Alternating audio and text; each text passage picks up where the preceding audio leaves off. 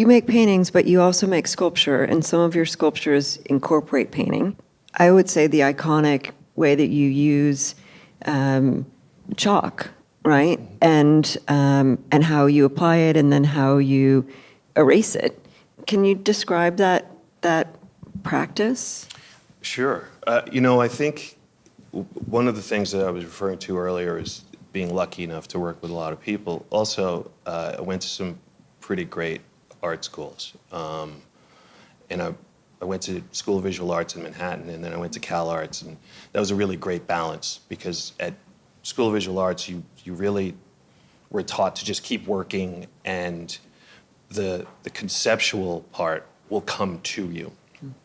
At Cal Arts, it was the opposite. You kind of think and then make, or you think, and then you scrap that idea and you start over again, and you do it that way. And I think that the coming together of those things was really important. But what I learned at Cal Arts was that, for me anyway, the material had to have a reason.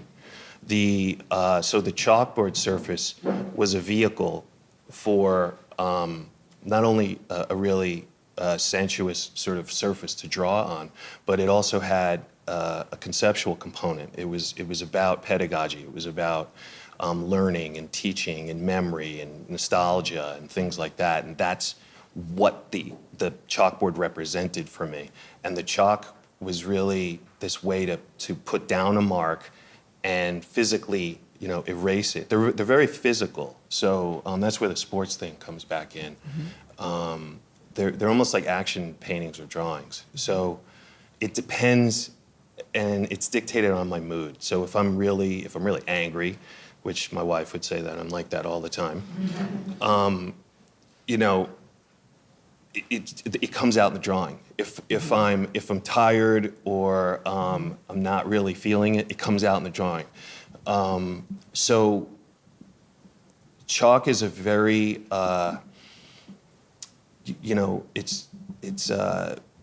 it's a beautiful sort of material to work with because it moves across a surface, and with the wind or an erasure of my hand, it can just disappear. And that was what the idea was to put down a mark and erase it, but leave a trace behind. So it was all about kind of ghosts and trace, really. And chalk achieved that for me. It was almost like a memory of being in school and the teacher trying to erase yesterday's lesson, and it's still remaining.